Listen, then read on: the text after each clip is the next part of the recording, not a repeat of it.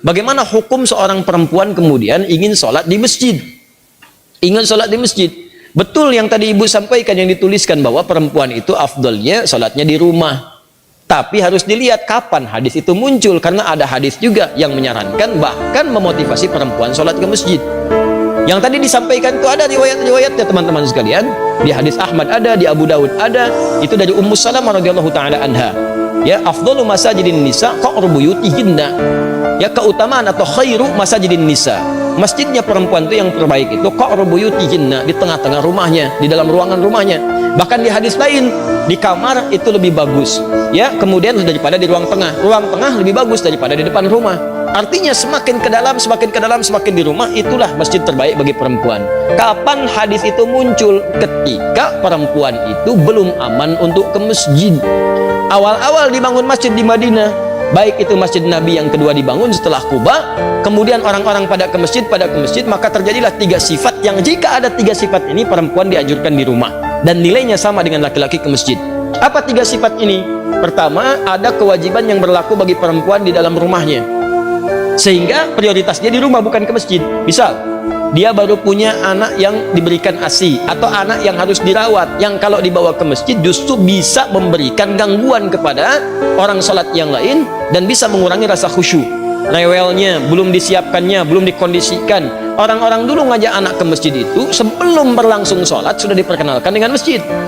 Misal sholat zuhur sekarang misalnya jam 12 kurang 10, maka Anda jam 11 datang, jam 10 kenalkan masjid, lihatin ini tempat untuk khutbahnya, ini mimbarnya, ini saf-saf sholatnya, ini sholat seperti ini, lihatin. Kalau anak-anak itu wajar, memang anak-anak wajar, kalau jalan, kalau lari, kalau macam-macam, biarkan dulu aja masuk dia, biarkan masuk, lari-lari di masjid, lewat sana sini. Setelah dia mulai agak nyaman, baru sampaikan, ini rumah Allah, Allah yang sayang pada papa, yang memberikan rezeki, memberikan kau main-mainan, membuat kita nyaman hidup. Allah itu sayang. Rumah Allah beda dengan rumah kita. Masuknya kaki kanan.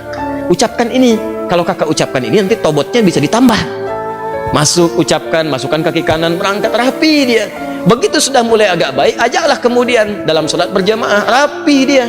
Dalam sholat dia rapi, setelah sholat lari, biarkan aja namanya anak-anak. Yang repot itu kalau ada orang tua kekanak-kanakan, habis sholat lari-larian. Itu yang repot. Kakek-kakek habis sholat main prosotan di situ, baru kita repot di situ. Kalau anak-anak ya biarkan aja namanya anak-anak, naik ke punggung, biarkan. Anda sholat sunnah dia naik, biarkan, nggak apa-apa, nggak usah repot dengan itu. Ini orang tua sekarang repotnya, mohon maaf, di rumah disuruh ke masjidnya bukan untuk sholat, malah disuruh main. Kalian ini ramai aja di rumah, main sholat ke masjid, ya main dia di masjid. Jelas ya? Maka itu poin untuk pentingnya. Maka yang pertama, kalau ada tugas perempuan di dalam rumah, memang hanya perempuan yang bisa mengatasi, maka yang afdol itu di rumah, jangan paksakan ke masjid. Suami dorong ke masjid, anak laki-lakinya dorong ke masjid. Dorong ke masjid, investasikan. Ayo nak, ke masjid, dorong. Antum yang perempuan di rumah. Itu afdalnya. Yang kedua, jika kemudian di jalan itu belum aman dari fitnah. Ini terjadi di zaman Nabi, awal-awal dibangun Masjid Nabawi itu, bahkan jangankan ke masjid, malam-malam itu suka buang hajat, tidak ada toilet. Yang ada itu kebun-kebun, di kebun-kebun kurma macam-macam. Perempuan-perempuan juga demikian. Begitu keluar sering diganggu oleh preman-preman Madinah. Awal-awal di Madinah itu ada preman, ada, kemudian tobat. Jadi kalau ada preman sekarang telat, kalau nggak tobat keterlaluan.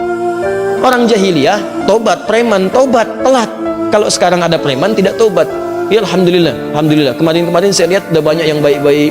Saya waktu mengisi untuk persiapan Ramadan itu, masya Allah, ada teman-teman dari Pang, sahabat-sahabat Pang. Masya Allah, tampilan badannya macam-macamnya, tapi masya Allah tobat mereka. Begitu bertobat, hal pertama yang mereka lakukan adalah mengganti namanya dari Pang menjadi Pengajian. Ya, Pang jadi Pengajian. Tobat. Nah itu diganggu perempuan-perempuan itu, sering diusilin, sampai bahkan turun ayat tentang jilbab. Ya ayuhan nabiyyu qul li azwajika wa banatika wa nisa'il mu'minin yudnina min jalabibihinna. Nabi, katakan pada istrimu, anak-anak perempuanmu dan perempuan-perempuan yang beriman, sampaikan pada mereka, rendahkan jilbab-jilbab mereka. Ya, asa an yu'rafna fala yu'dzain, sehingga mereka bisa dikenali dan tidak diganggu lagi. Turun ayat ini, turun tentang ayat merendahkan jilbab. Setelah itu masyarakat menyebar.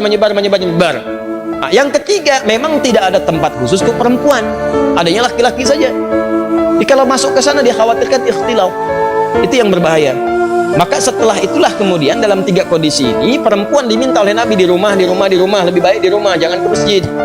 Setelah kemudian tenang, preman-preman mulai tobat, keadaan mulai tenang, dan masjid mulai luas, maka muncullah hadis-hadis di Al-Bukhari, di Muslim, bagaimana Sayyidah Aisyah mengatakan kalau kami subuh-subuh itu banyak perempuan-perempuan datang ke masjid, kemudian dengan selimut-selimut mereka tutupi sehingga nggak kelihatan karena gelap. Zaman Nabi kan nggak ada lampu seperti ini, ya. Gak ada lampu seperti ini, kelihatan. Jadi begitu sudah mulai remang-remang mereka meninggalkan, sudah cepat lari. Salam, balik ke rumah. Salam, balik ke rumah.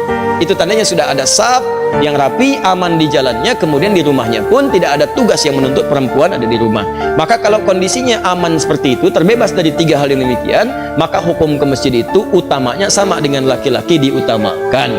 Apalagi kalau suami yang ngajak, bagus itu. Mama ayo ke masjid, safnya ada. Seperti di sini di Alexandra, perempuan ada, laki-laki ada, masjid jalan subuh berangkat sama-sama. Kalau bisa sekeluarga, supaya keluarga itu bisa kenal dengan masjid, anak-anaknya dibawa berangkat semua. Oh bu enak tuh pulang-pulang, masya Allah, selesai jalan lagi, jalan sehat semuanya. Ya jalannya bagus, keluarganya juga kumpul, sama-sama menuju akhirat yang baik. Demikianlah apa yang dimaksudkan tadi. Hadisnya ada, keterangannya jelas. Jadi tempatkanlah hadis sesuai dengan makna dan konteksnya.